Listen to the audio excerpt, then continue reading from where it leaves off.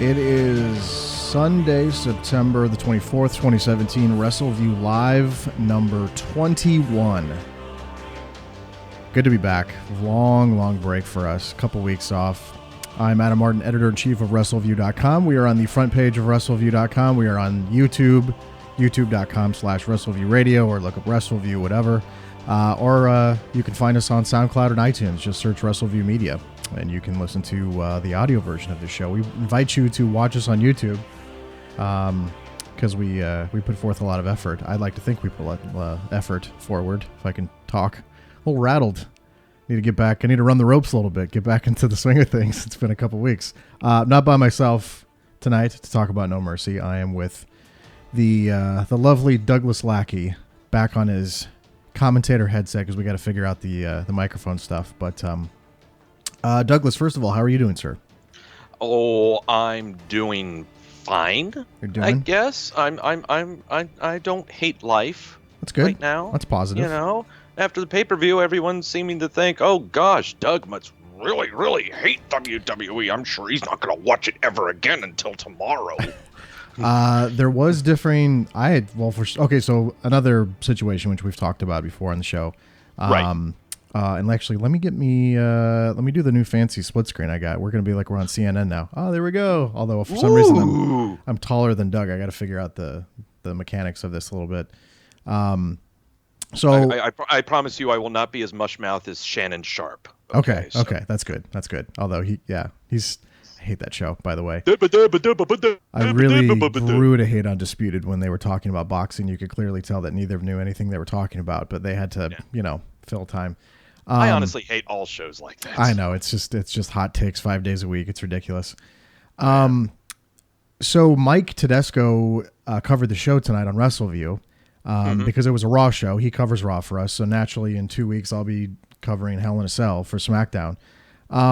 It was interesting though, like everything he hated, I ended up liking tonight. So, and then he was getting totally demolished on Twitter right as we went live. Shifty Gizm in the chat asked where's the chat, and he literally said that in the chat. So I think he knows where the chat is. Maybe he's just curious why nobody's talking. You can join us on YouTube if you want to chat as we're talking. But yeah, it was interesting. He had totally different hot takes, if you want to call them, because we kind of we bust out hot takes on Twitter as the shows are live, as TV's live, as pay-per-views are live. He just, and I don't know if he was in a bad mood tonight, but like he was just like, oh, I didn't really like that, and I was like, what? That was good. What are you talking about? And then he ended up really liking the main event, and I was incredibly disappointed with the main event. So we'll talk about all that stuff. But I just thought it was fun to, I don't know. It's just interesting when it's just you have the same audience watching the same show, but yet you get just two totally different kind of hot takes on it. It's fascinating to me. Same like me, audience. I try to stay away from. Of course, I'm on the Twitters and I'm on the Facebooks and I see all the stuff, but I guess I've got a very thick set of blinders, and so that I don't let it cloud anything that I watch. I just like seeing people rip their hair out or toss confetti in the air for reasons that are maybe unbeknownst to me, maybe just from their own personal perspectives or benefits or whatnot. But to me, as far as this show goes, I mean, it's ho-hum, I guess. I mean, there were some good spots with the show and good matches and stuff like that. But at the same time, man, you ever gone to a Mexican restaurant and the guy comes on up to your table and says, "You want fresh guacamole?" And you see all the ingredients on the table and you're all hyped up like, "Oh man, this is going to be some really great guacamole." Yeah. But then you find it just tastes like stuff you found at a grocery store. Yeah, you're a little underwhelmed by it. And maybe that, did we, I guess I might as well ask the question now, and we'll check out the poll question, because I know that's something I always like to visit early and then go back to as we close the show. But sure. Was that a mistake to not close the show tonight with Roman Reigns and John Cena, in your opinion? Felt like looking back and seeing what the matches were, sure, you can make that assessment. Couldn't you have made that assessment though, seeing how things were going promo wise in the weeks leading up to this? That maybe. Lord, yes, promo wise, yeah, absolutely. Okay. yeah, I will not fault that judgment or hot take at all, you know. But at the same time, I can definitely understand why they chose the matches that they did. And let's go and also put it out there too. Who's got the fatter contract right Well, now? that's true. So, yeah, Yeah. you know, if we're gonna bring some really harsh realism into this, Yeah. yeah, no, Brock Lesnar has to end the show. Okay. Okay. That's fine. I get that. Do you want to just start there? Because, well, actually, let me visit the poll question really quick that we always do on Yeah. Wrestleview. That says Great Balls of Fire, and that should not say Great Balls of Fire. There it goes. I don't know why it said that. Well, So the poll question is pretty simple. We ask it every time there's a pay-per-view. What do you think of the show? Right now, 39% have thumbs in the middle, which again is the one you don't like. that's a push. Come on, guys. It's Yes close, or no? though. Come on. Thumbs up 34%, thumbs down 27%. So I'm kind of, if I had to cast a vote, which I did, I casted thumbs in the middle. I didn't think the show was amazing. I didn't think the show was terrible. It was just kind of like you said, it was a show happened. It also is different for me because, well, I say this often, so maybe I need to stop repeating myself consistently on these podcasts, but we take such long breaks that I feel it's warranted. But I'm not sitting there Monday nights. I mean, I'll dive in, maybe an hour into the show, kind of see what's going on, but I am not sitting there for the full 3 hours. So for me, this feels a little fresh. I could see like someone from Mike's perspective who sits through a 3-hour episode of Raw and recaps it in detail every Monday to then turn around and watch this show and be like, I totally get that. So maybe the people that sit there on Monday nights, to them, this was, not that great. It's a refresher for me. It's a break. And then that's kind of how a lot of people, I think, take in the product now that have a network subscription is I'm going to maybe casually watch the TV shows, but then I'll tune in for the specials, the pay-per-views, if you want to call them that. Well, yeah, we're into a lot of a la carte viewing right now. And especially with this pay-per-view and the 5-week break that we have in between the pay-per-views and everything, you can take that a la carte viewing. You can go ahead and parachute into an episode of Raw that's happened every week and maybe watch, an hour of it. Or just like how you do, you just watch the YouTube clips of it, or you watch the highlights of the show. Or in case of like Mike, you are watching every single episode from front to back, or back to front, or however in the hell it's supposed to be done. And, you've got a thorough view of the product, and you have a thorough basis of what your judgment would be for the pay-per-view, Where me, I'm kind of in the middle, in between those two. I mean, I watch Raw every week, but I DVR it. And so I've got that fast forward button, and I just, press that button when it comes through. Okay, we're starting up a match, a minute and a half. Fast forward. Okay, here's a promo 30 seconds in. Fast forward. So I know what's happening on the shows, but it's just me. I guess the ADD kicks in or something. I don't know, but it's just a great luxury to have, to where like, no, I'm not digging this. But then you use the pay-per-view to try to rekindle those emotions that you had previously. Like, okay, you know what? From now on, maybe I won't fast forward when I see this person or that person on the screen, And so I kind of use the pay-per-views as sort of okay, come on, sell me on the show. Why should I keep watching this? Okay. It's not as much about resolving storylines or anything like that. It's more about, sell me your TV shows, sell the pay-per-views, your pay-per-views, sell the TV show. Keep me engaged here, As far as this pay-per-view goes, I'm not sure, Torqueman in the chat made a good comment. He said this is he or she, sorry, I'm assuming he. It's a fully on-demand culture now. And yeah, it's kind of how I watch TV now. And I know we've driven this conversation to the dirt for many, many times on the show, but it's already taken root. Okay. I mean, the thing is like, I'll watch sports live, obviously, but the NFL is starting to hurt now with television ratings, and people aren't buying tickets to even go to the shows in like California. Like 49ers stadium is completely empty half the time. The Rams and the Chargers are struggling in the LA market, which is where the show was tonight. I have yet to watch an NFL game. Really? This season. So 3 weeks. I have not tuned into one game. Just lack of interest. And I've got the Panthers down the street, and sure they lost today, but they're a good team. But I have not tuned in because I'll be honest, I just don't care. And I think that's the MO with a lot of people with anything involving programming, and made perfectly valid point. It is on-demand viewing, but also there's a lot of complacency and a lot of despondency when it comes to it. You have to be incredibly invested to really want to watch something. Okay, example, me and my Cleveland Indians, by God, yeah, I'm invested into them. I listen to every single game on the radio, even when I'm doing something. I'm invested in that.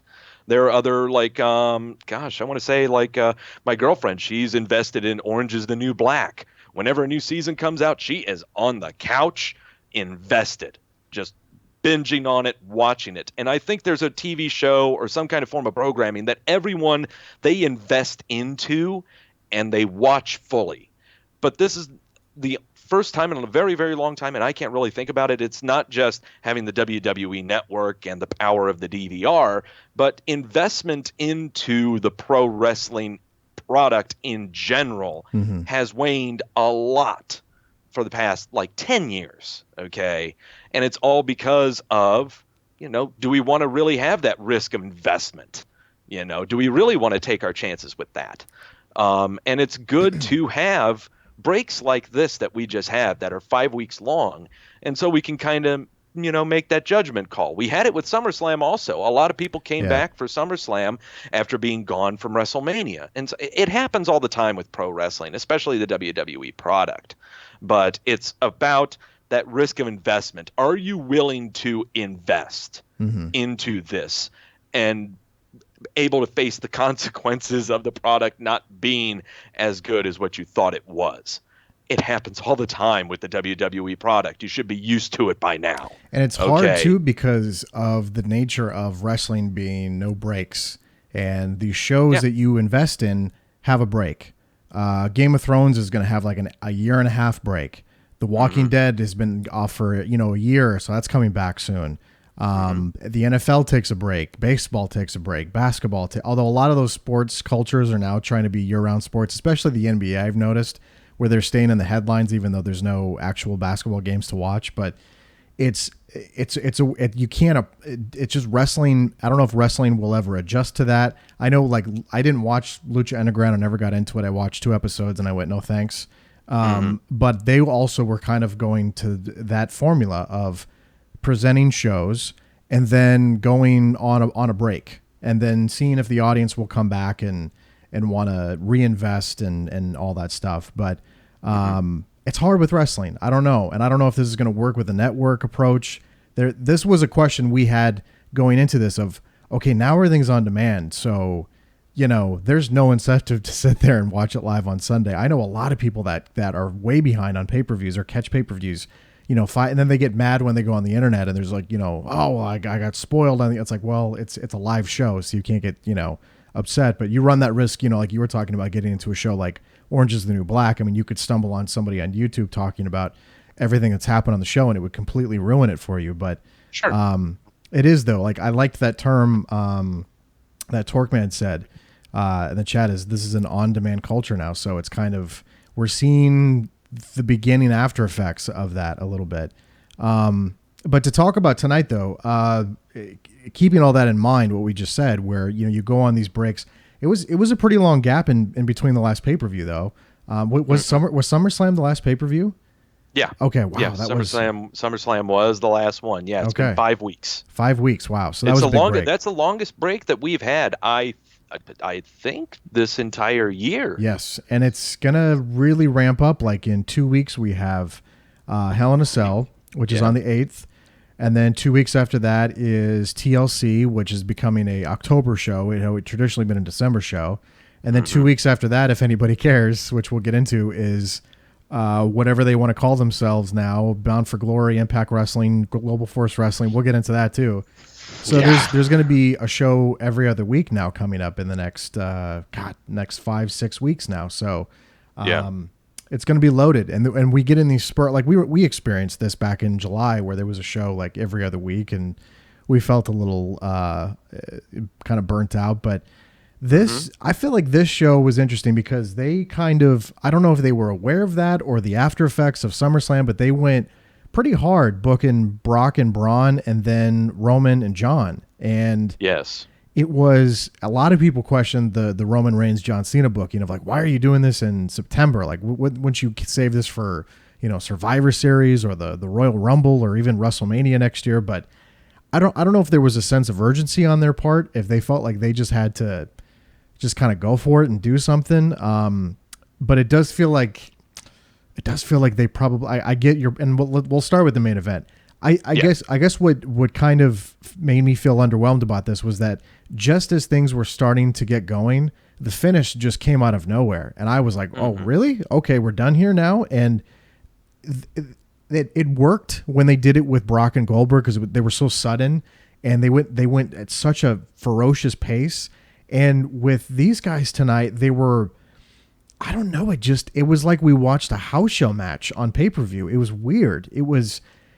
There was nothing like I was not sitting there bored watching these guys wrestle. Like I loved, Braun just like all taking a German suplex and then flipping forward and then all of a sudden in a choke slam and then, hitting power slams on Brock and then Brock pulling out German suplexes and shit. And I still love that stuff. And it was everything we loved about the fatal 4-way match they had a couple weeks ago. But I don't know. It just kind of, the match ended. And then Paul Nemmer, owner of Wrestleview, messaged me and said, did you see what Brock said when he was walking up the ramp? And apparently he was, and I went back and I watched it. He was kind of moving his right arm. And he said something to Paul Heyman that he may have messed up his arm, may have done something to it. So I don't know if that's going to screw things up in the coming months. But I don't know. It felt like the match just finished. And I don't know if you had the same reaction to it where it was just so sudden, like, oh, okay. Because it was literally, it was like they were very aware that there was 2 minutes till the top of the hour there where they had to get out. And it was done. It was over. The finish does not sell me. I mean, at all. I mean, I try to look back on the match and I'm trying to convince myself to buy it. Like, Braun dealing out the two, power slams, but he's too gassed out to get over to do a quick enough cover, or that, Lesnar dished him out 5 or 6 German suplexes and put him in the Kimura to wear him down. And so I guess one F5 would be the exclamation point, especially when the story that they're telling during the match is Brock is trying his damnedest to get that F5 up, but he just can't. And so third time's the charm. I'm trying to convince myself those are the reasons for the finish of the match, but I'm still not buying it just because of how slow the match was. Okay, it did not start at the frenetic pace that Samoa Joe's match did. True. Samoa Joe's match started off at that frenetic pace because he did the blindside attack before the match and put him on the table before the match, and then it was just an all-out just slugfest. There was no method to the match at all. It was just all-in-all chaos. The Fatal 4-Way, completely different because now you've added 2 other people into the mix, and by God, there was just high spot after high spot after high spot. And yes, Lesnar gets carted off, and he gets to take breather, comes back, and takes advantage of everyone being gassed. I can get those 2 matches, the endings that they have with Lesnar coming out on top. This one I just can't, and it's not because, it's Braun. Braun's the greatest. Yes, I've been on that soapbox. I'll stand behind that podium. I've been right there in the bandwagon, full speed ahead with Braun. But that's not the reason why I'm saying that I just don't buy this. It's just because of how the match itself was constructed. It was too slow.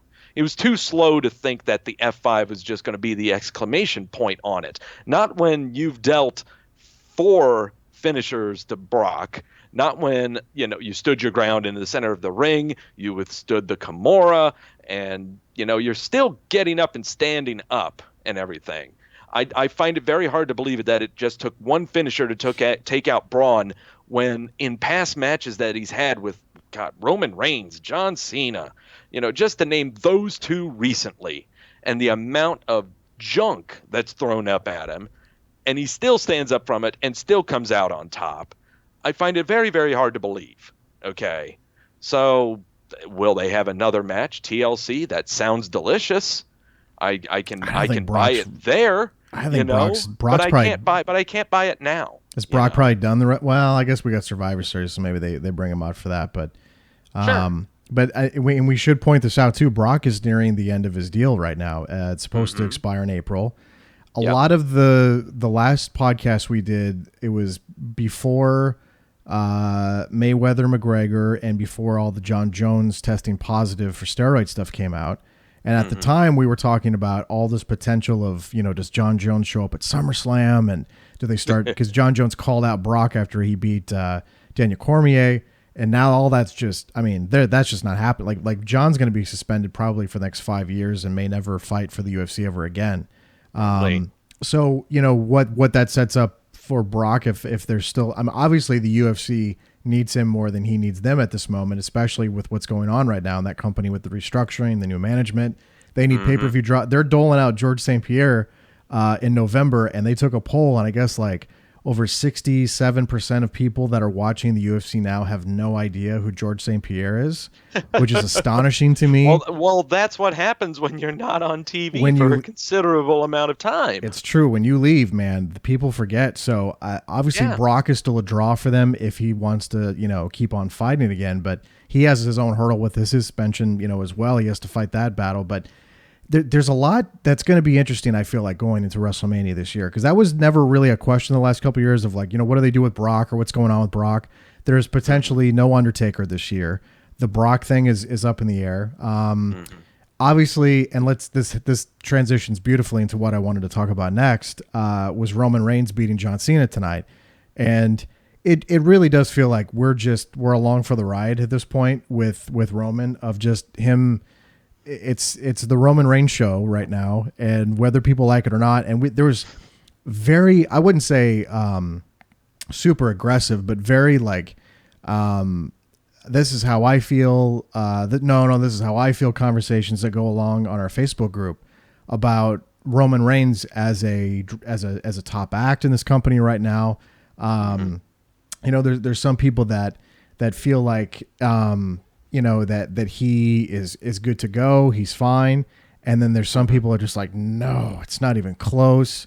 And you hear it. To me, there was a moment during the match tonight where I could tell after, they did the spot where John did the attitude adjustment off the top rope. I was like, oh, so they're going to do the Undertaker finish here with the Superman and the spear thing.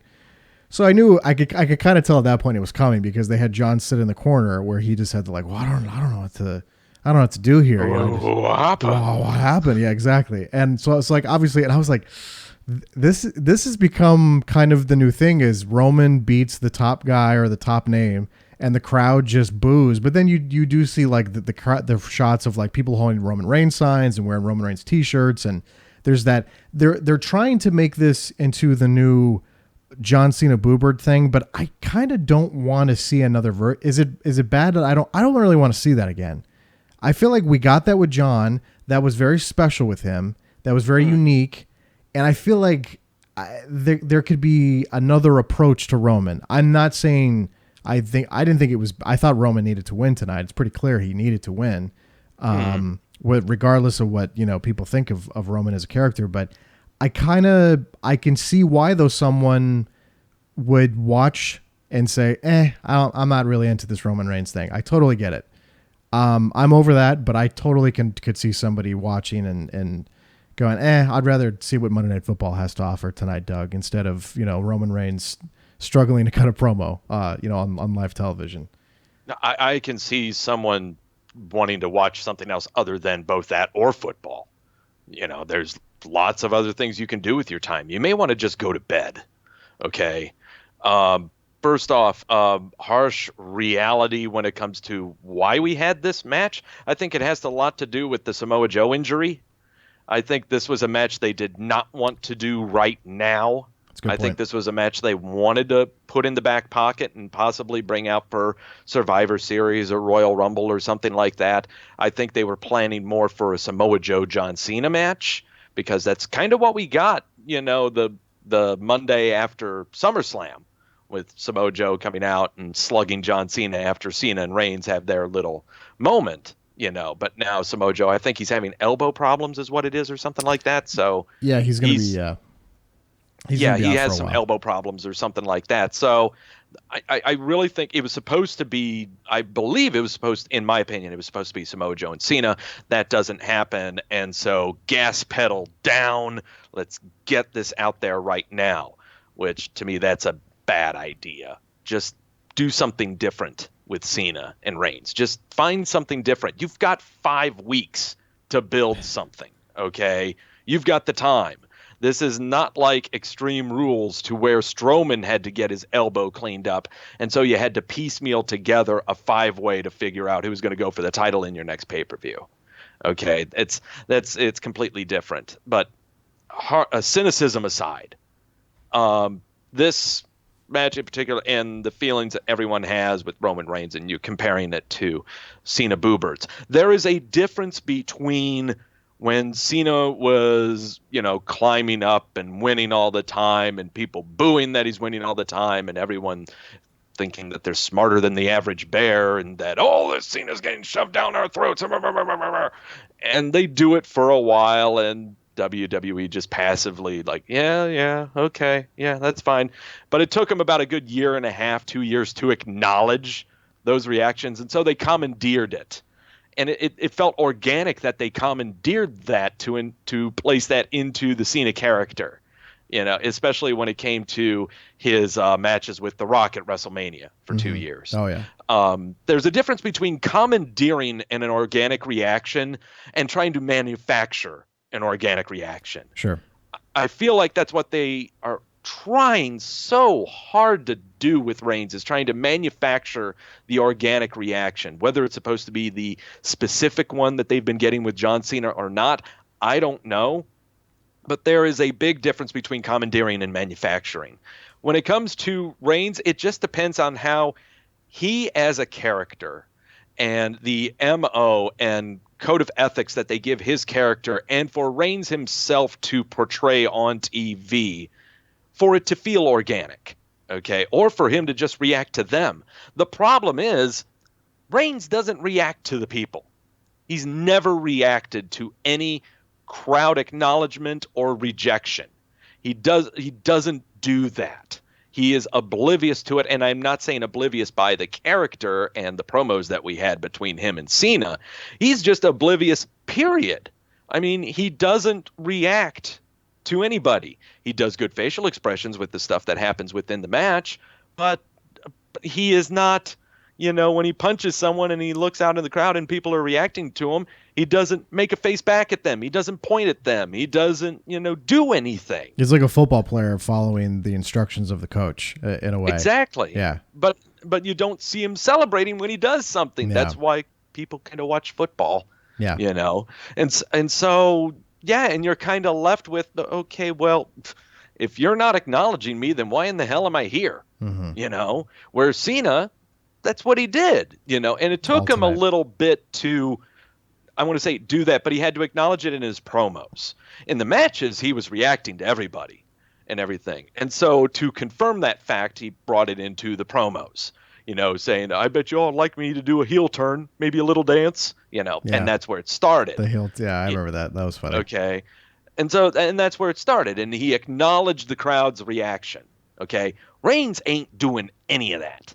He's not acknowledging a soul. You just hand him the script. That's what he does. There's people that do that really well. Like I remember during the Jeff Jarrett TNA era where he was champion for like 3 or 4 years and he would never lose. And he was standing out and trying to cut a promo, and the entire Impact Zone just shut him out and started chanting, drop the title. So he slowly takes the title off his shoulder and he drops it on the ground and starts laughing and picks it up and then continued his promo. And it's stuff like that where it's like, that's fun. But yeah, Roman's not And I hate having the like, is Roman Reigns ready conversation, because we're past that now. They had him beat The Undertaker at WrestleMania. Yeah, They we're had him. beyond that. We're We're past that now. It's kind of like at some point this has to evolve into something. And I totally like the point you made tonight, where we get what they're doing, and they're doing the little wink and the little nod, but at some point it has to evolve into something besides just him going, well, these people boo me. And it's like, well, yeah, but you gotta do something with that. You gotta confirm why we are. Exactly. Okay. Confirm. Acknowledge why we are. Yeah. Okay. Because he does it on Twitter all the time. So, I mean, it just, he'll do these little burns on Twitter, but it's like, why can't they put I get why sometimes, you can't have him do that on television, because you want to sell t-shirts. Well, no, that's fine. You can do all your stuff on Twitter. That's great. You got the people that stare at their cell phones, the unemployed and the young. You got their attention. That's great. Now, how about the people who actually aren't any of that and are the majority of your viewing audience? Okay. How about bringing that into our lives, into our investment? Okay. That is the biggest problem right now, is just and I don't know who to blame. I don't know if it's necessarily his fault. I don't know if it is writing's fault. I don't know if it's actually the fault of the training that he went through to get to where he is now before even getting here. It's just that he does not seem to have any free form. He doesn't seem to know how to get outside of the bullet points that he's given. Do you think it's also, maybe it's a case of the person who made the decision to really go with Roman doesn't want to look stupid and continues to go, yeah, let's just keep doing it, because they'll cool off on him. They'll go real hard with him, and then they'll cool off, and then they'll get back in the same car and go, oh, let's just take that same trip we took last year, and maybe this time, Doug, it'll work out. And it never really does, but they still they still put, like you said, pedal to the metal. So I don't know. He's the number one complaint I hear from anybody that I know that casually watches wrestling. They go, is Roman Reigns still winning all the time? I'm like, yeah, I'm not watching that. And it's just that's not good. I mean, obviously he shouldn't be the one to be blamed for that. But clearly you're right. Something along the way was not handled that great, and they need to figure that out. I think that's bottom line. They have to figure it out. Hopefully they do. It started from the very beginning. Everyone's complaint was, oh, we can't talk. Well, he still can't talk, but well, he kind of can. Okay, it's just the problem is he just has no free form. Yeah, you just hand him the script. That's what he does. He cannot think outside of the box. He can't think of his own lines to put in there. And so he has those awkward moments of silence. Or he says some phrases that are absolutely nothing that anything like his character would say. It was almost like they were testing him with John. Did you see the promo a few weeks ago where he lost train of thought?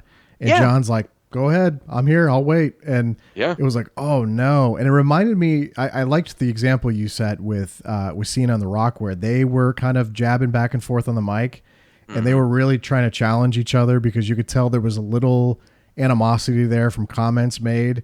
And it was, obviously having a match is nowhere near like having, a boxing fight or a mixed martial arts fight where you beat the shit out of each other and you gain a little respect and you move on. But in wrestling, you have to work with your partner and make them look good just the same way around. And you could tell that going into that first match, there was a lot of animosity between those two dudes on the mic, because it was not the same the second time around. Not even close. Wasn't even close to being the same.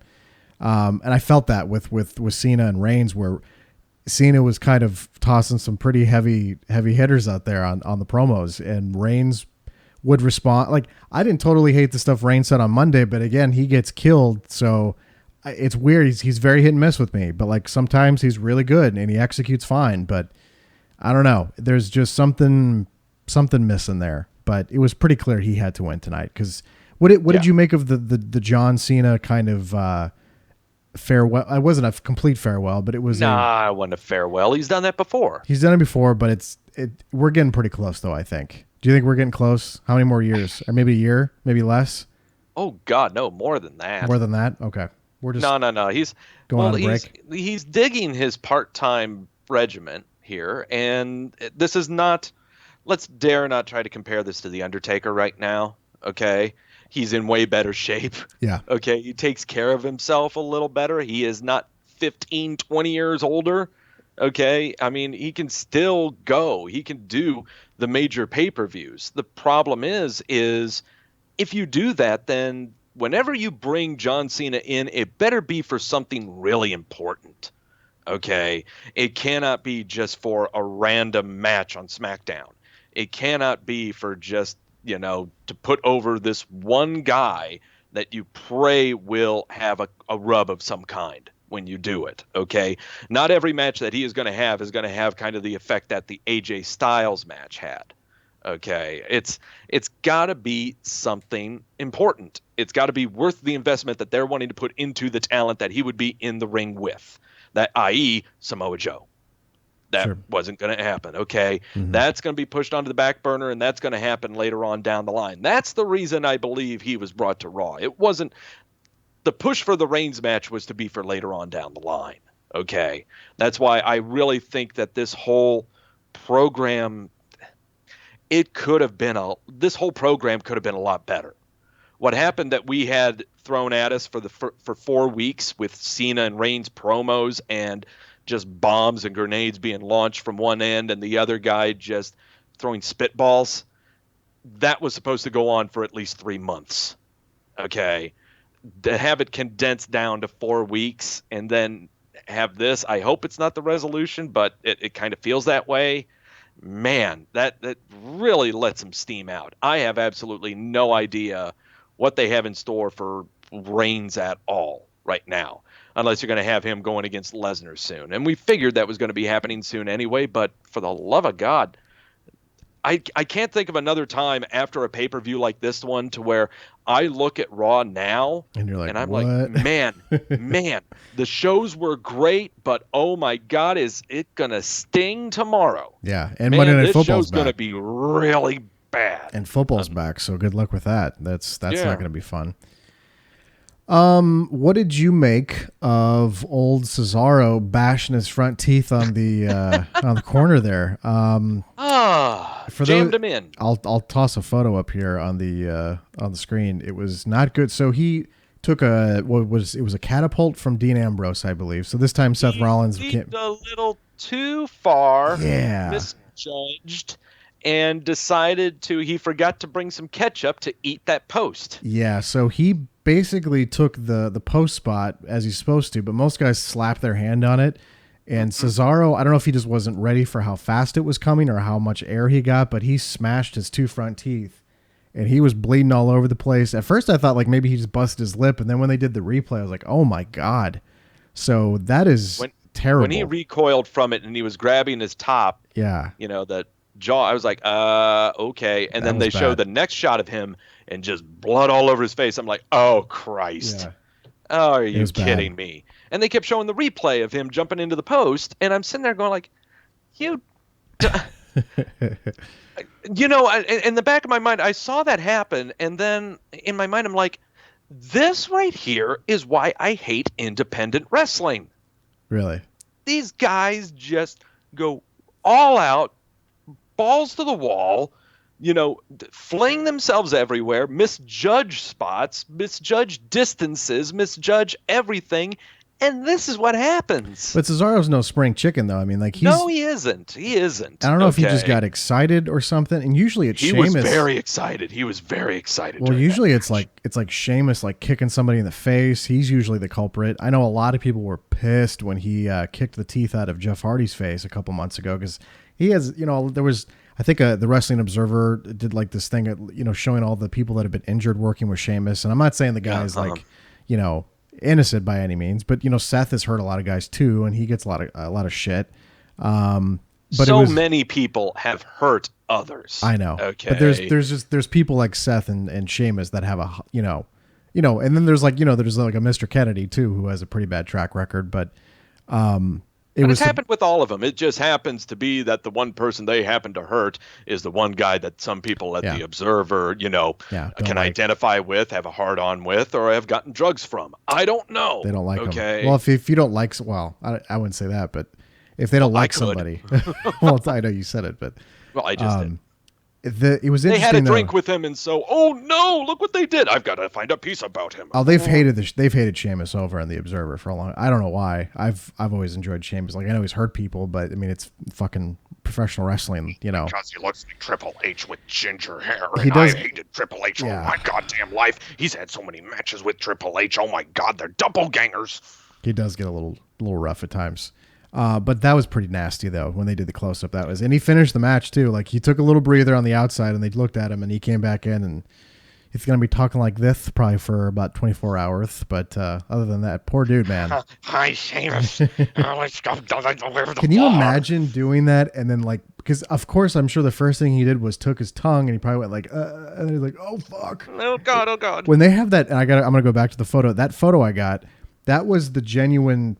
Like, oh no, like he was realizing that, and of course maybe he played it up a little bit more because he knew he was looking at the camera, but like that wasn't on camera at first though. So when they show the replay, like that was him going like, oh shit, like this is not good. So yeah, that was not fun. I loved that match too. That was another match that Mike Tedesco said, because he said, I understand I'm watching professional wrestling, but I just watched another human being get powerbombed on top of another human being and somehow kick out of a pinfall. And I was like, Mike, like I loved the match. I thought it was great because after that sequence happened, the reason they sold me on it was the look on Sheamus's face at ringside where he was in complete shock, and Cesaro was like, what the hell?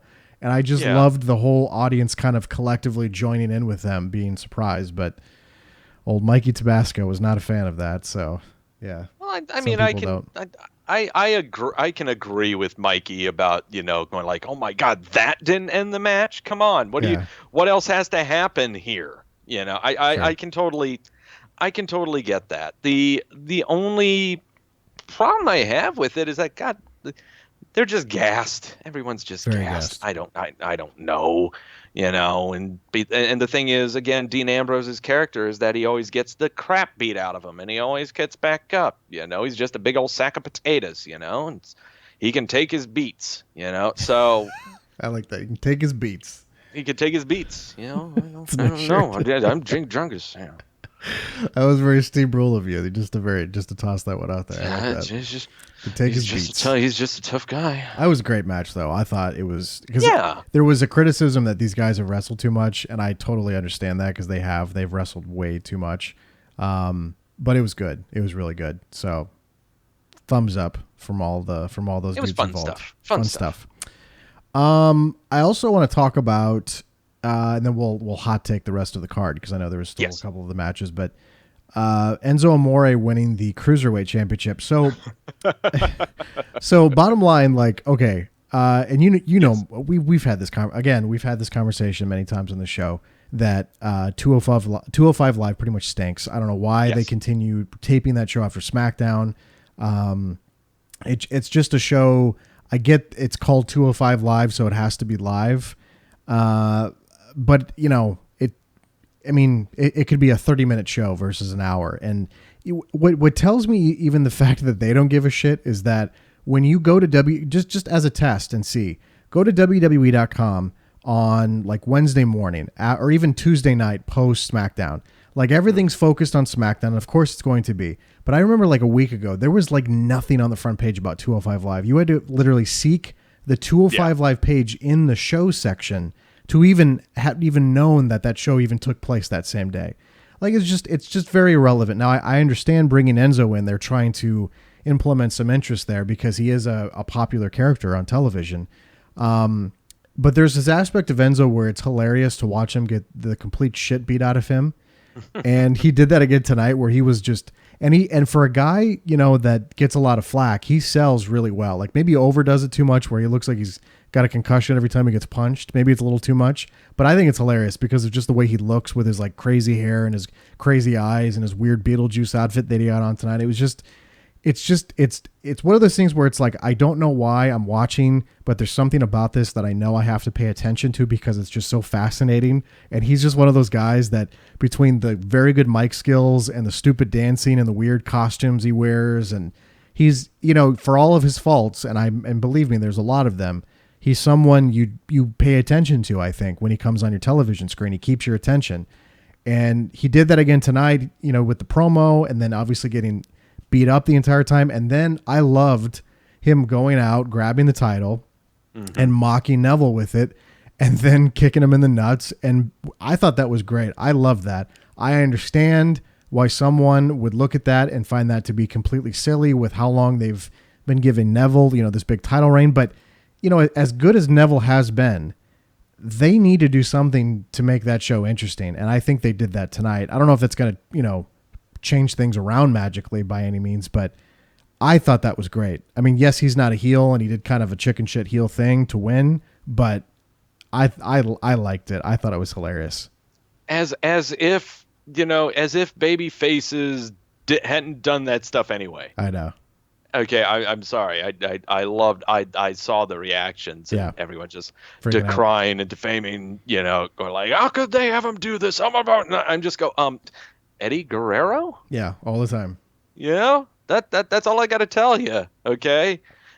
No, I have no problem with the match itself and everything. And dear God, Enzo Amore to me is. You know how many times you're like on Facebook or YouTube and suddenly just in your timeline or whatever pops up a video of someone just getting the crap beat out of them? Sure. I think the one viral video that I've been seeing is some guy dressed up as a Nazi and someone just one punch cold cocks him and falls flat on his face. That. Yeah, that was great. Okay. No way am I saying that Enzo Amore is a Nazi. No. However, he is that video. Yeah. He is that video that you just can't turn away from, okay? It is someone who's going to get the crap beat out of him, but you're just fascinated and you can't turn your head away. It's like that scene from I'm just thinking of the Hulk bashing Loki around on the ground. Sure. You just love watching that, and you laugh every time you watch it because it looks silly. It looks stupid. Enzo is silly and looks stupid, and we can't help ourselves, Can we expect this to translate into more attention for 205? Hell if I know. I don't know. I don't even know. Hell if I know. I mean, know. why are we even acknowledging the show in the first place? It is because they're acknowledging it and it's on their 3-hour Monday Night Raw show. Yeah. Okay. I get it. Why couldn't it just be a division on Raw? Like, why does it need, I get that. Well, I did not watch the Cruiserweight Classic. I did not watch the Mae Young Classic. These tournament things with people I don't know, where's the British show? You had a UK. There was a UK tournament thing. Yeah. So where are the UK critters? Well, it's like they're all on NXT apparently. Yeah, but they only show up once every 3 weeks. Why couldn't the UK guys have a showcase on SmackDown, and then maybe Raw gets an NXT showcase once a month, and then the other weeks it's cruiserweights, or just it doesn't need a show. It just doesn't need a 1-hour program on the network. I know they're trying to fill content, and I know they put out that survey this week where they're trying to gauge interest and other stuff, and I get that. But it just doesn't need a 1 hour. I mean, it just doesn't. No. It's totally unnecessary. And I know everyone is telling me in the chat that the Mae Young Classic was great. I'm sure it was great. I have no interest in watching it. If you watched it and you enjoyed it. Now, if that means that spawns off into its own show, well, okay, fine. Yeah, that's fine. Cool. But at least there is actually probably some build to watch that over the cruiserweights. Yeah. If I had to pick between two shows, the 205 Live or the inevitable all-female show, the all-female show is going to get way more attention and be watched a heck of a lot more than the little critters are going to be. Sure. Okay, and that's just because of its history in the making. Whatever. I know it's always history in the making. Exactly. Yeah, always something historical. Always. Can you just do it because it sounds cool? Because it just might be interesting, possibly. Because it might be entertaining. I mean, do we always have to have some kind of historical, lesson into everything that happens? Just do it because it sounds fun. Everything's epoch in wrestling. Yeah. Let's take a look at the. Oh Jesus, that's loud. Sorry. Oh. It's a little louder. God, these takes are going to be so piping hot. Apparently, from I probably should check my sounds there before I fire. That could be the new. Don't get me wrong. I love a jazz trumpet too, but holy crap! Loud. It startled me. What'd you think of the Miz beating Jason Jordan to retain the title, and Jason Jordan saying that the Miz sucks afterwards? That was just kind of. Okay. I love the potential of Jason Jordan, and it's just not living up to the potential that I thought the direction they were going to go in was kid who has privilege because of who his dad is, then gets what he wants and then complains, and in time. Maybe in time. Okay. In time that can happen. Okay. I can absolutely see that. Okay. In time. Okay. Just the match in general. It was a paint by numbers match. What can you say? By the way, if you have hot takes, toss them up in the chat right now on YouTube. Frank says, hot take, Jason Jordan is going to be a hot heel act. Slow burn. So there you go. Slow burn. Mm-hmm. We'll go with the slow burn with Jason Jordan. What did you make of the fatal 5-way with the women? I know Mikey Tabasco was none too pleased that they brought Bayley back for her to get pinned. Saw a lot of angry. Did you see the Bayley guy, by the way, that I put up on Twitter? Oh yeah. Oh, I loved Bayley guy. Let me get him up on the screen. He was that was a sight to behold right there. Jesus, look at this dude. Sorry, I don't mean to pick on this dude, but like. No, let's pick on him. Let's pick on him. I saw him front row, and he wasn't wearing the shirt and these streamers, so clearly he had them like in his back pocket. And he swapped out his T-shirt and hurried up and put them on. But I give him credit for putting himself out there. But that was interesting. Place your bets. Like when it comes to this guy, like is this the demographic that Bayley really wanted to reach out to? I don't know. I feel bad picking on this poor guy. All of a sudden, No, I won't. I mean, I did put him out on Twitter, so that probably was rude of me to go, hey, look at this guy. But it was, in my defense, I'm watching the show, and they go to a camera shot of him. How do I not react to somebody that's dressed like that? Like, how do I just ignore that and go, oh, that's pretty normal? Like, it's not our fault. See that all the time. You're on my TV. What am I gonna do? See that all the time. That's I pick great. on kids too. Okay. Let's see. No, okay. The 5-way thing. The 5-way thing, yeah. I'll go over the 5-way thing. I love everyone ganging up on Nia Jax. That was fun. That was good. That's fun stuff right there. Emma is a robot.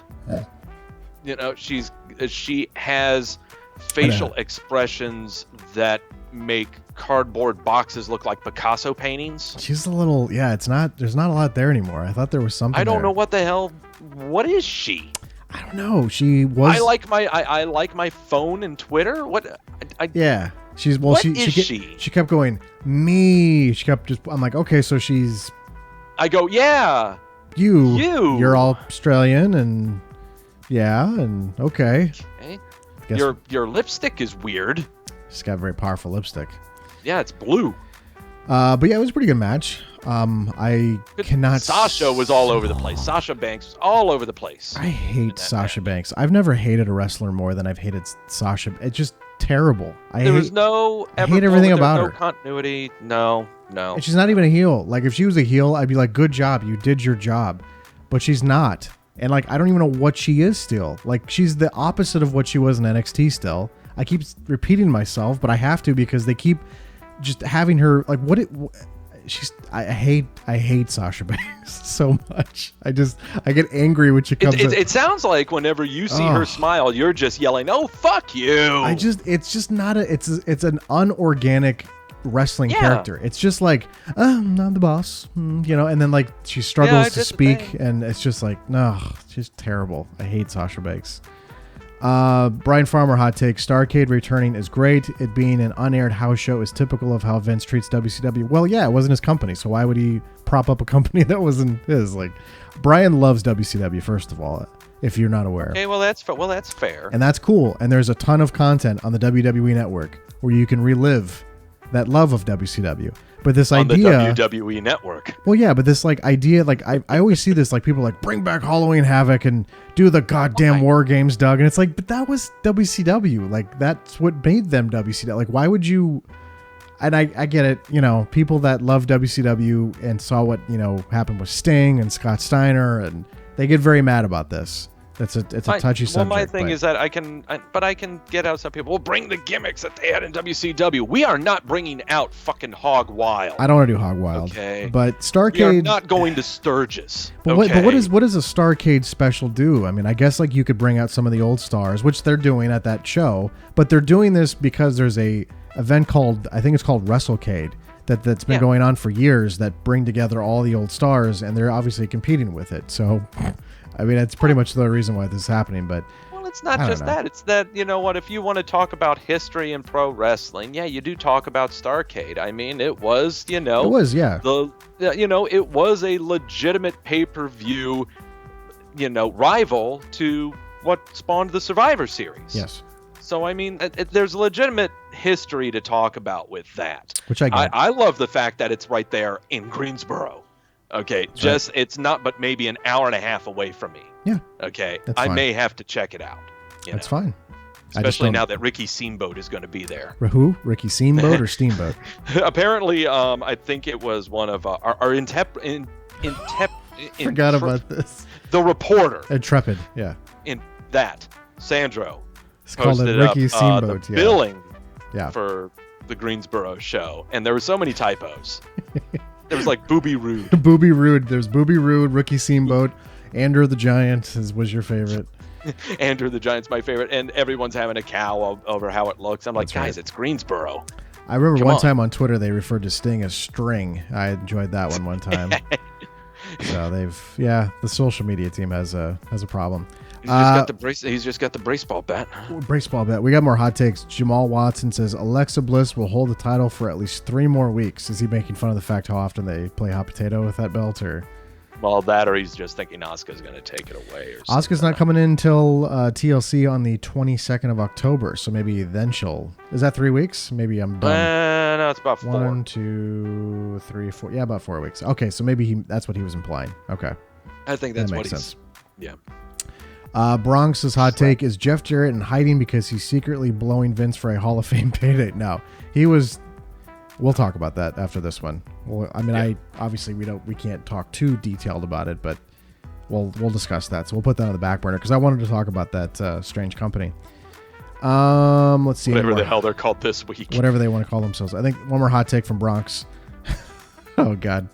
He wants to play Fuck, Marry, Kill with Sasha Banks, Awesome Kong, and Braun Strowman. Of course he tosses a dude in there. Like, why would you do that? How about Bronx, you redo that one with 3 women? Because you can't just toss a dude in there and expect us to play that game. Like, that's ridiculous. How dare you? Of course, though, Jamel's playing along. They're all... Of course, the chat goes, nah, I'll play along.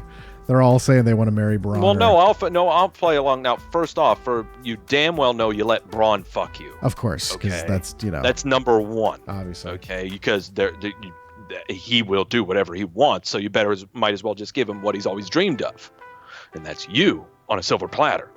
Bust open the What were the other 2, Braun. Sasha and the other one? Sorry, I was just reenacting what it would be like to get fucked by Braun Strowman, where you're sitting on the bed and then the door. I'm not finished with you. I'm not finished with you. Sit back down, Doug. Bend over. Spread those cheeks, Doug. Grab those ankles. We're gonna give everybody nightmares right now. Who were the other 2? It was Sasha and who else? It was Fuck, Marry, Kill with Sasha Banks and Awesome Kong. I would kill Sasha Banks and Absolutely marry Awesome Kong. marry Awesome Kong. Yeah. Absolutely. But he put Bronx just totally set us up with that. But at least he created the wonderful. Thanksgiving dinner would be fabulous with Awesome Kong. Oh, I love Thanksgiving dinner with Kong. That's my favorite gift of all time. She tosses the turkey. She bites into it. I do that every year. I post that on Twitter for Thanksgiving, and she'll send me a text. She'll send me a text every Thanksgiving going, that still makes me laugh that you do that every single year. And it's a tradition I keep up, and I will continue to do that every year. I love it. It's hilarious. It's the best. What else was on the show tonight that we didn't talk? Oh, Finn Balor and Bray Wyatt. Yeah, that happened too. These are another pair of two guys that Why need do you to care about these 2? I don't know, man. Why? I don't know. Those dudes need to just know more. I'm done. We used to be so high up on Bray Wyatt. And it can't be because he's losing all the time. No, and I was thinking about this because, like, okay, how many months ago did he win the WWE Championship? And he had the Randy Orton feud, which left a lot to be desired. And now we're here with this dude. It's like, wow, have we tapped the well with this dude, this character? Like, I don't know.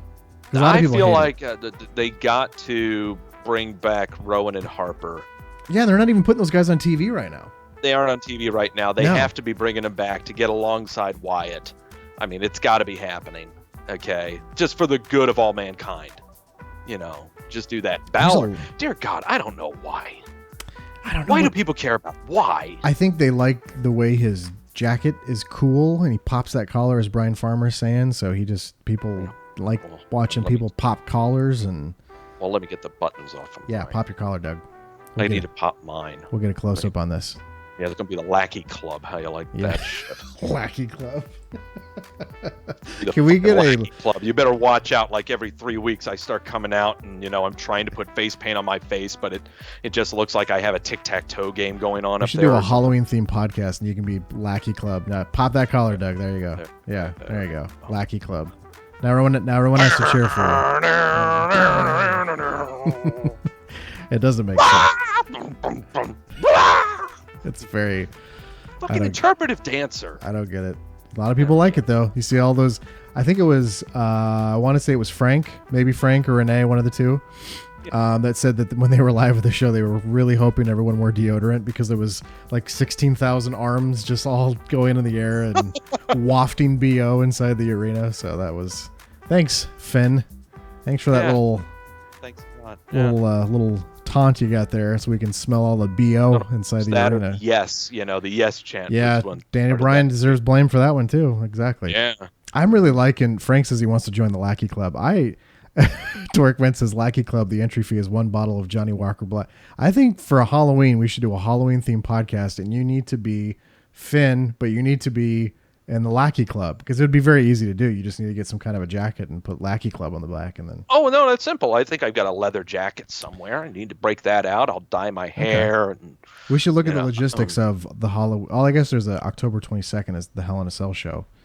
Well, there you go. So maybe we do a Halloween themed podcast. Make it happen. It'll be fun. So that was it for No Mercy. I gave it a thumbs in the middle. Let's check out the poll again.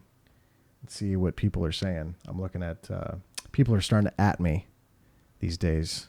These kids at you. Okay, now it's tied. So we have 36% thumbs up, 36% thumbs in the middle, 28% thumbs down. So we got 10 more hours to vote. Now my vote. I'm giving thumbs down. You're giving a thumbs down to tonight. Interesting. Okay. Yeah. I mean, not a fan. Because I always say the gauge that I always make when it comes to these pay-per-views is there one match that stands out to you that you're going to go onto the WWE network and watch the pay-per-view for that one match at least? Okay. And I'll be honest, like if I'm going to go back to the show and it's just going to be so that I can see, Cesaro have a helping of ring post. Probably not. Yeah. Yeah, probably not. The Cena Reigns match, I kind of don't want to watch just because I think we may get something better. Maybe, possibly. And Braun Brock, I don't want to see because I think we may get something better. Maybe. So, yeah, I don't know. Left a lot to be desired, huh? Yeah, a lot. Okay. So there's a couple things I want to hit. The first one I wanted to hit, first of all, good job, sir, on remembering Bobby the Brain Heenan last weekend. So that one came down really sudden. I was not home, and my phone blew up, and I went, "Oh no, someone died!" And it's bad that I know that. Just it's one of those moments where I take a couple hours for myself, go to a movie, go out to eat, kind of chill, but I don't check. I'm not like constantly sitting there on my phone, and I hadn't checked my phone for maybe like 2 hours. And as soon as I open it up, just massive notifications. It was weird though, because like Jim Ross was the first person to say something, but like nobody else said anything. So there was like, oh, well, what's going on here? And it took the WWE like an hour later to confirm it. And then of course it just exploded. And then Twitter that night, and Facebook too, and the media just exploded of people talking about the Brain. And you immediately contacted me. You said, I hope you don't care. And obviously I never do. But you said, I hope you don't care because something's being written right now as we speak. And you like blasted that out within like an hour and a half. Yeah. And that was fast. And we put it up on the website. And it was, if you haven't read it yet, it was called To the Brain, Bobby Heenan, Rest in Peace Weasel by Doug Lackey.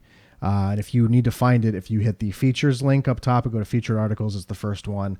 Or you can just type in on Google Wrestleview Bobby Heenan, it'll come up. But talk a little bit about that. What was that process like for you to write this? Like you, I was just, actually the way my day was starting was I actually sat down and, I'm kind of playing my PlayStation or whatnot. And I was listening to a baseball game and I was like, I feel like I want to rejuvenate the column. I used to have Reality from Ringside column. It was easier for me to write than it was the podcast and all the research that I had to do. And so I sat down here where I am right now, typing out a column. And after about a good half hour, I decided to take a break, go outside, have a cigarette. And right as I was doing that, I saw the tweet from JR. And at first, my heart sunk. Okay. And I'm like, well, let me research here. First, let me see if any verifying resources. Come on, what do we got here? And and so I'm sitting there contemplating. I'm going, well, shelve my column. We got a new one. And so, I blasted you going, hey, if it's true, I've got one coming down the pipe, It was not very difficult to start writing, I guess, but I don't want to kind of fill people in on what the column is about because, just read for yourself. It's but essentially Bobby the Brain Heenan was, if you ask people who their favorite wrestlers or their favorite performers are, and so many people say Hulk Hogan or Undertaker or Randy Savage or Ric Flair, mine was Bobby the Brain. Okay. And it's just because he was just hilarious. Is what it was. It had nothing to do with him, being the manager of so many legends. And yes, he was a funny commentator, but he was hilarious next to Monsoon. But what I really loved the most about him was that he taught me to not take this crap so seriously. Okay. There's no one else who made the jokes that he made over the microphone. I mean, if he made those same cracks in this day and age, people would yell that he's burying every single talent known to mankind. Okay. He would not get the respect that he got back then. Okay. No one would find him entertaining, I don't think. But also when it just comes to me and my opinion of it, he inspired me to do this stuff that I'm doing right now. The podcasting, the columns, sometimes even though it's not there a whole lot anymore, the funny ha-has on the Twitter, he was the inspiration for me doing all these Mystery Science Theater one-liners and being funny like I was with Wrestleview Radio with you and Hunter, And so his passing, it really hurt me for maybe 2 or 3 minutes. But then after that, I realized well, God, the guy's been battling cancer. Yeah. He's got to be in a better place, So what better way instead of, people writing, oh, he's the greatest manager of all time. And blah, blah, blah, blah, blah, blah. And I'm like, no. It had to be something a little more heartfelt. Yeah. While at the same time, we celebrate how funny he was. Hilarious. And so on the Twitter, I just littered it with quotes that he had. God, they're so racist, but so funny at the same time. The ones that I'll just never forget, God, there was this one joke. He does this all the time during Tito Santana matches. He is so blatantly racist. It's hilarious. He was like, oh, hey, Monsoon, you know why there are only 108 Mexicans at the Battle for the Alamo? And Monsoon goes, I can't imagine why. And Heenan goes, they only had one truck. He called Tito Santana's flying elbow, I think it was either the flying burrito or the flying jalapeno. When he changed it into the El Matador, Heenan would always make fun of him with the green trunks, saying that he was El Guacamole. He was just so organic on the mic. I always remember that about him. Yeah, his timing was impeccable. Incredibly. I always remember the Hogan heel turn with him. And when they were watching Hogan come down and him going, yeah, but whose side is he on? And I remember as a kid going well, of course he's not, he's coming down to help. Why, what else would Hulk be doing right now? And then to hear his voice, cause I think he was the voice that said Hulk Hogan has betrayed WCW. And it was just and I remember Trey put that in the opening to Wrestling News Live. And I always loved hearing that in our intro of just that classic moment. He was part of many, many classic moments, but Shane Helms shared his entire Hall of Fame speech from 2005 or 4. Maybe it was a couple years around. It was 0405. It was because it was before they started actually putting that special back on TV and you could watch the whole thing. It was a kind of a closed door affair. Obviously, you can get the footage now, but at the time it was a little different. But he shared that entire, and I went back and I watched that whole thing. And this was right when he was getting over throat cancer, so his voice was very different. So it was kind of hard to understand him at times. But he was still hilarious. I mean, he just had impeccable timing. He had such a connection with so many people in the wrestling industry, and you could tell like he would make a jab at somebody, but he was obviously roasting them, but they couldn't get mad because of how funny he was when he would deliver the line. And it was just, he was just so fun. If you've never watched that Hall of Fame speech, go back, find it on YouTube, Facebook, whatever, and it's there and it's great. And Doug did an excellent job with the quotes on Twitter and then encapsulating that in the article. Well, I highly recommend too going on the network. They also have the I think it's Beyond the Mat is what it's under, but they have the Bobby the Brain Heenan story. It's his biography. And it's very well done. Though it kind of like jumps place to place to place, and it's not really free flowing or anything. But I seriously, if there are things that I'd recommend watching when it comes to Heenan and specific matches and stuff, absolutely watch the match between him and the Ultimate Warrior at Madison Square Garden, where he's put to sleep and put in the weasel suit. You've got to watch that match. If that's the only thing you really want to know of Heenan, that's what you need to watch, is that match. Anything involving him and the Islanders against the British Bulldogs, where they kidnap Matilda, the Bulldog. His demeanor with Ravishing Rick Rude is fantastic. But also just check out all of the primetime wrestling shows that are on the WWE network right now, and you just see him and Monsoon behind the desk. And that's what I grew up watching. That was the first wrestling shows that I watched, was primetime wrestling, was him and Monsoon behind the desk. And yeah, it's just hilarious stuff to watch. And you just got to bear in mind that this is the 80s. Yeah, that's the big thing. Okay, just bear in mind it's the 80s. Okay, try not to be offended. Yeah, he's going to be sorely missed. No one can compare to him. There will not be another one like him. So many will try. Many have failed. It ain't going to happen anymore. Yeah. The only way that it can really live on is, just kind of use his humor and his timing to do stuff that you would like to do. Yeah.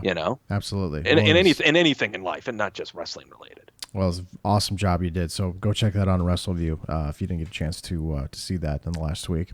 And more columns to come, too. More to come as well, exactly. Another thing I want to visit really quick before we get out of here is, and this photo I used of Jim Cornette was hilarious because I wasn't intentional. I just went and got a photo of Cornette off YouTube, and it's him talking to Bobby Lashley, I think, or Moose or somebody. Mm-hmm. And he has this confused look on his face. And in the background, if you notice, the poster for Bound for Glory said GFW. Now, a couple months ago, back in June, the company rebranded as Global Force Wrestling going forward. And that was kind of a surprise to some people because they had rebranded as Impact Wrestling, leaving the TNA moniker behind. And then all of a sudden, when it was funny because you can kind of correlate the dates down to how this all happened. And I did this in a post on Wrestleview. Actually, let me see if I can find the one I did. So there was this like weird turn of events of trying to track everything down and figure out like what was all happening. And it was weird because like if you notice at the top of Wrestleview, I rebranded to GFW and I had to go back to Impact because it was really weird. It was like this weird like okay, this is happening. This is there was just this weird turn of events. And I noticed it was right around the time, and I can't fucking find the article right now. Sorry, I was trying to see if I could find it. I thought I put it. Oh, maybe I did. Okay, I did put it in this one. Sorry, I'm dumb. It was in the article I had brought up in the first place. So there was this timeline of events of when Jeff Jarrett was basically, I don't want to say he was shown the door, but they basically said, we're moving on without you for now. That same day, on the 5th of September, the company tweeted out a logo for Bound for Glory with GFW in the title.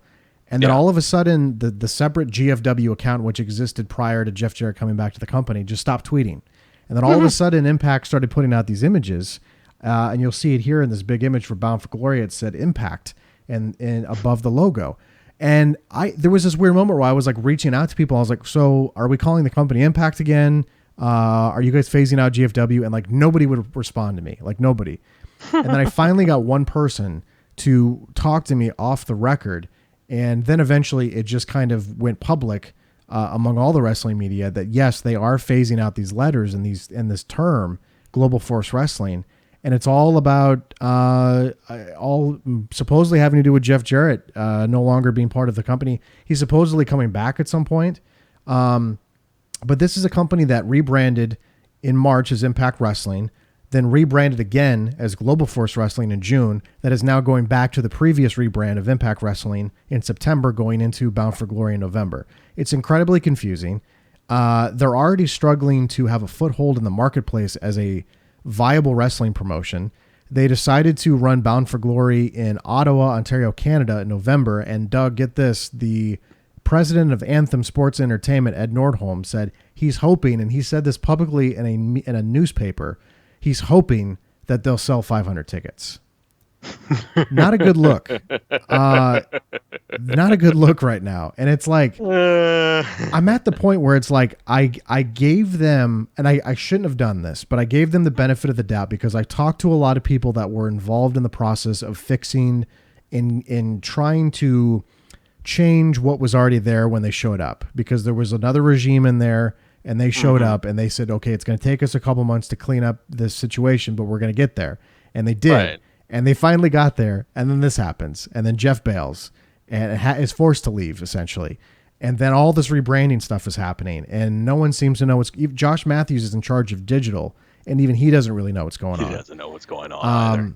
So it's like, at this point, I've said this before, and I hesitated to say it when they were in the rebranding process because I wanted to give them the benefit of the doubt. There is absolutely no reason for this company to exist anymore. It serves no purpose. It has a new regime, new ownership, and they're struggling. I listened to this guy, this Ed Nordholm guy, do an interview with The Observer, and you could just hear in his voice that he did not expect this to be the task that he was maybe going in expecting it to be. You could just, in his voice, you could tell like, he's like, wow, a lot of stuff has just happened that I did not anticipate. And it's just, they need to just go away. And again, yeah, I know people get mad when I say this. And there was a funny moment where Dave Meltzer was being interviewed by a couple wrestlers in a room for this shoot DVD series. Yes. Yeah. And he starts talking about how the landscape in wrestling has changed so much in the last 5 years that people are now more accepting of like New Japan and Ring of Honor. And they basically look at TNA as just like being nothing. And Trevor Lee, who is the X Division champion, is sitting in the corner and he starts flipping off Dave Meltzer. And Dave's like, well, I'm sorry, but it's the truth. And he's not wrong because it's been like that for many years now, where as soon as they got off Spike TV, even when they were on Spike TV, it was starting to become irrelevant. But at least you could pinpoint at least 1 million people were watching that show, or roughly were watching that. It's just, there's no reason for this company to exist. So they're going to go forward with this Bound for Glory show in November in Ottawa. They're going to tape a bunch of television in the same city afterwards. Jim Cornette's already done because he can't go to Canada, but he publicly said on his podcast that he's done already. And he basically said he did it as a favor to Jeff Jarrett because Jeff needed help. But it's just like, wow, like, there's it's done. It's over. And I know that they're still going to maybe still be doing stuff. So I can't say, well, it's 100% over, but it's over. It's totally over. Like, you got a job there. Congratulations. But this thing is just, it's over. Even if you have a job where you get an active paycheck from Anthem, from a notoriety aspect, a publicity aspect, relevancy in general, it's done. It's dead in the water. There's nothing left to do. When the guy who, again, just so I understand, the person who's like basically in charge of the TV network or basically the branding or whoever, when he says that they're hoping to sell 500 tickets. That's the president. That's the company that owns this company that owns Impact Wrestling now. Right. 500. 500 tickets. And let's just say at best each ticket is maybe $50 a pop. I don't know what the ticket prices are. I could find out for you, but it's in some like pavilion, which is even really like an arena. It's like a place where they have like trade shows. So it's going to be right. Okay. Yeah. So it's something like that. And maybe $30. Yeah. Okay. So he's expecting the gate to be $15,000. Yeah. Let's just go and put it that way. I can't even, I'm on their website right now. I have to show you this. I'm going to put this on the screen. Okay. So I go to their website right now to try to answer your question. Yeah. Sorry for interrupting you, by the way. No, you're fine. You're fine. You're fine. I went to just go to like live events where there's nothing on here about live events. There's a roster page. There's a where to watch the show. There's a shop. Where do you fucking buy tickets to this thing? Like there's got to be like here's the announcement that it's coming.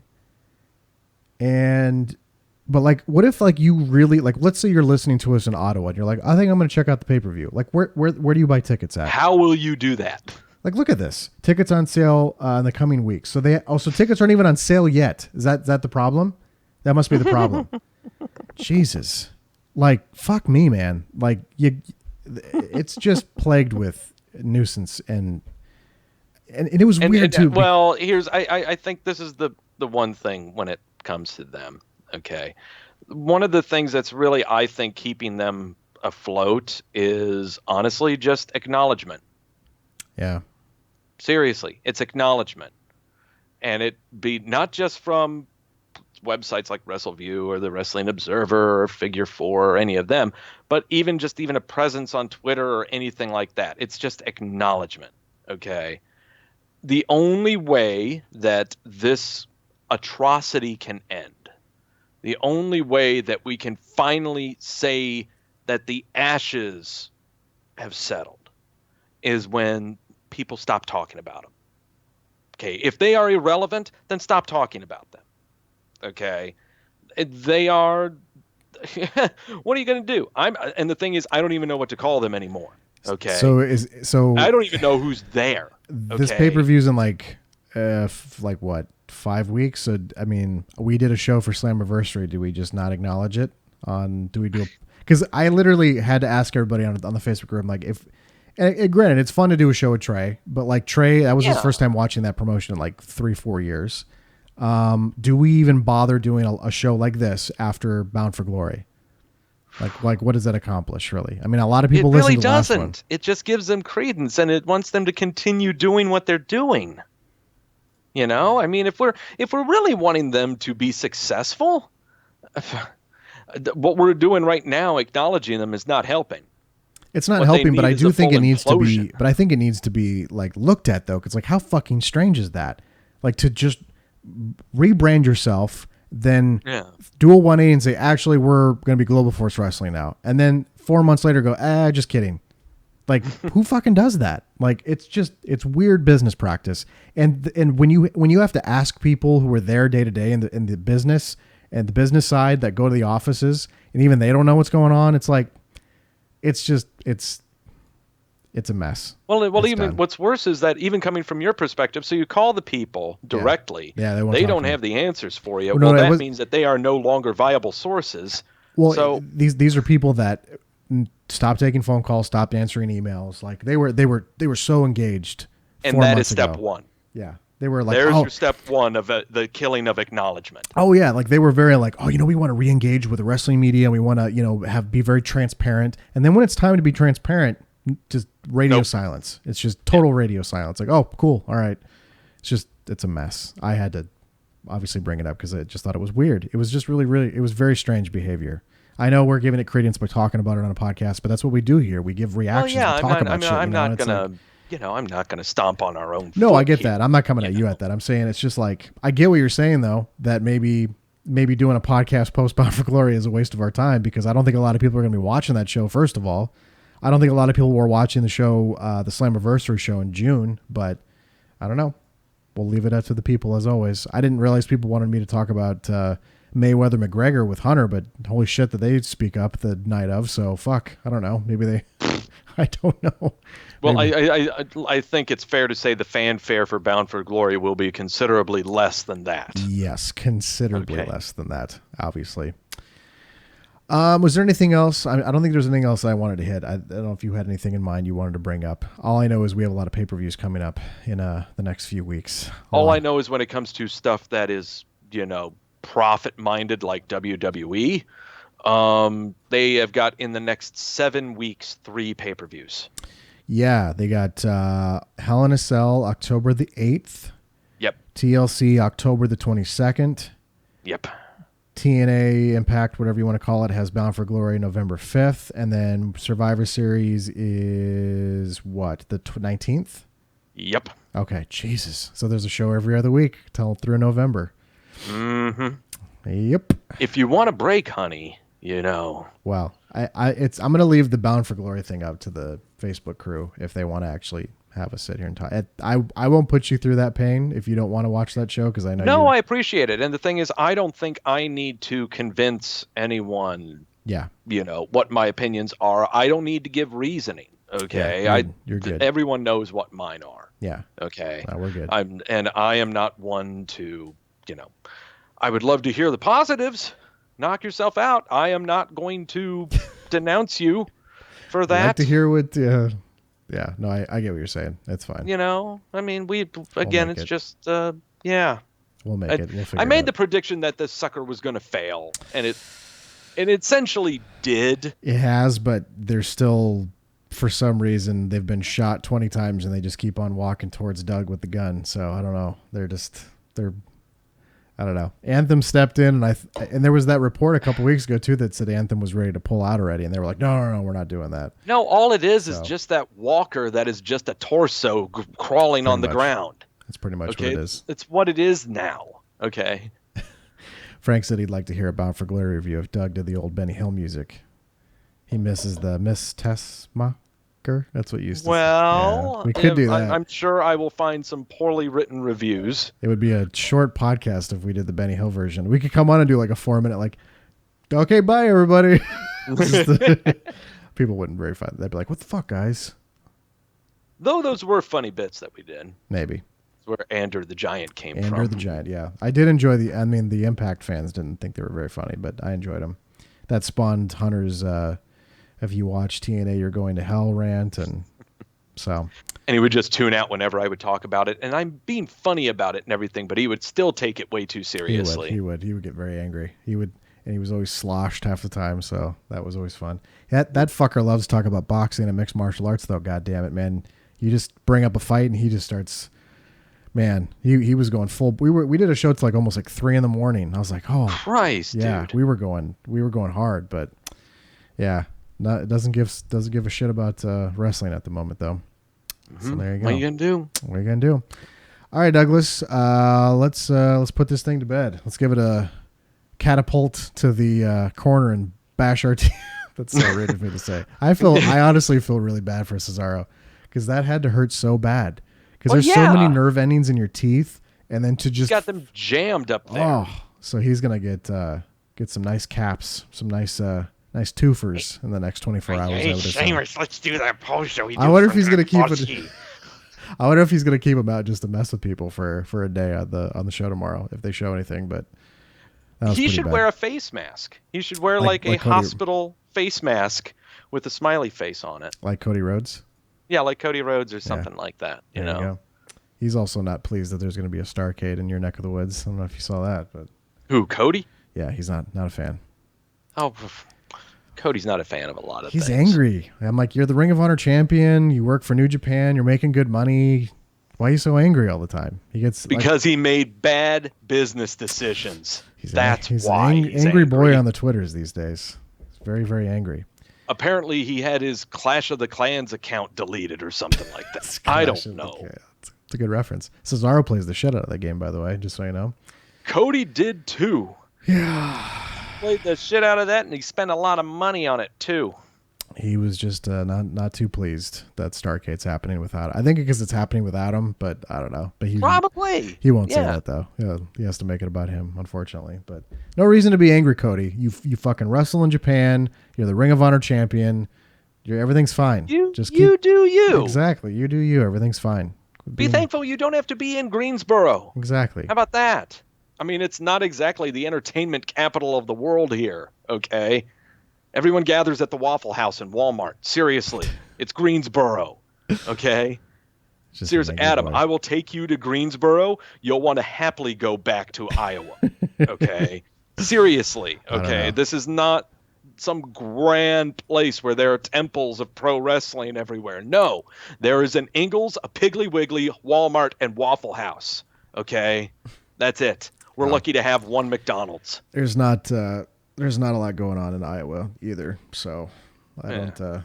I'll join you on that Greensboro people. Come on. Everybody. All right, everybody. So I guess we'll be back 2 weeks from tonight on October the 8th to talk about Hell in a Cell. Did you see Kevin Owens headbutting Vince McMahon in the face? That was uncomfortable to watch. That was kind of fun to watch. It was fun. I loved Kevin gave him a stiff headbutt right there too. Did you see Kevin's promo the following week about that? Oh yes. I loved that where he said, "Listen, Shane made me do that, so you can get mad at me all you want." I loved his reasoning of like, no, you don't understand. Like Shane is the reason why his father was headbutted in the face, but Vince, man, Vince, 72, 73 almost, and no reason to be doing that stuff. Vince, I get it. He's a tough guy, but that was a little awkward. But we got that. We got Jinder Mahal being racist about Shinsuke Nakamura for a title match. I am in the process of writing something about that, but it probably won't be out in a couple weeks, though. You'll have to reference the Washington Post article, too, because they did this big racism article in the media about it. What else is on that card? Usos, New Day. Which will be fun. Yes. Ooh, Usos, New Day, Hell in a Cell. Give me, please. I'm going to double check before I just there's a hilarious photo of Cesaro smiling on the front page of WWE.com with his teeth missing. Let me see if I can get that up for you just so you can see it. It's so ridiculous. He's actually it's a video. I wonder if I'll probably get in trouble if I play the video. But I don't want to do that. If you can see the photo right here, I'll put it up on the screen. Oop, there's Doug giving John Cena. Sorry. He's got a big smile on his face right here. So definitely missing some. So it's like the two front teeth just got. So I won't play it. I don't want to get in trouble. But let's go to the Hell in a Cell's page. I think I covered all the matches, but I just want to make sure. Yeah, Usos, New Day, Hell in a Cell. I am really looking forward to that one. That's going to be a lot of fun. Oh, we got Natalya and Charlotte Flair also having a title match. So I did get everything minus that match. So Baron Corbin, AJ Styles? Not confirmed yet. Not confirmed yet. They had a quasi match that got broken up on last Tuesday. So maybe it's possible. We'll see. So there you go. That's coming up in 2 weeks. So we'll be back here talking about that show. Pay-per-views, and more pay-per-views. All right, everybody. Thank you for tuning in live on YouTube. We always appreciate that. There was a lot of people chatting away, so thank you for that. Of course, we're on YouTube. Search Wrestleview or youtube.com/WrestleviewRadio. And if you want the podcast version of the show on SoundCloud and iTunes, just search Wrestleview Media. So I don't think I got anything else I need to say. Do you want any parting shots there, Douglas? Feel free to join the Lackey Club. Yes. Should we get? Should we do Halloween themed podcast Lackey Club? I don't see why not. I could go. I could dress up like how I'm going to dress up. I was thinking of NWO Hulk Hogan this year. Now that the racism has kind of died down after the last couple of years, so I think it's still racist to be Hulk Hogan for Halloween. No, I don't. I don't know. I don't think so. If you could be mustacheless Hulk Hogan, that'd be good. Mustacheless. I don't even know. He did that for that happened. That did happen. Didn't he do? He did a brief period on TV without a mustache, and then he did like a movie without a mustache too. But yeah, that just ruins the. I don't think anybody would enjoy that one too much. Mustacheless Hulk Hogan. Mustacheless Hulk Hogan. Yeah, no, I could easily go as Balor. I just need suggestions for what my face paint. Okay, we can do that. Because I don't like the whole demon thing. Yeah, that's a bit much. That's too comic booky for me. So I was thinking like maybe I just paint like little smiley faces on my face or something. I see. Okay. I don't know. We can figure it out. But if you're blackface, that's what I'll do. I'll be blackface. How about that? Yeah. Let's not do that one. No, we can't do that. If you were doing Lackey Club and I was NWO Hulk Hogan, we could two sweet each other on the screen. If I did, see if you do the little. I'm right there. You got to No, you got to go towards the middle. Other side. There you go. There we go. Too sweet. Okay. Too sweet. Okay, there we go. Yeah, we can two sweet each other then. So we'll do that. Yeah. That'll be fun, right? People will love that stuff. Oh, of course. Yeah, because I remember. You remember? Do you remember? Yeah. I remember. Bullet Club remembers. Remember Tatooine? The Lackey that was the Club. Best. Join the Lackey Club in a few weeks. So yeah, maybe we'll do that. That'll be fun. We probably join the Lackey Club. Don't take life so seriously. Just don't get angry. Don't take life seriously. Okay, everybody. We will talk to you in 2 weeks for Hell in a Cell. Thank you for tuning in. And he is Doug Lackey at Doug Wrestleview on the Twitter. I am Adam Martin at Adam Wrestleview on the Twitters. So we will talk to you later, everybody. Bye.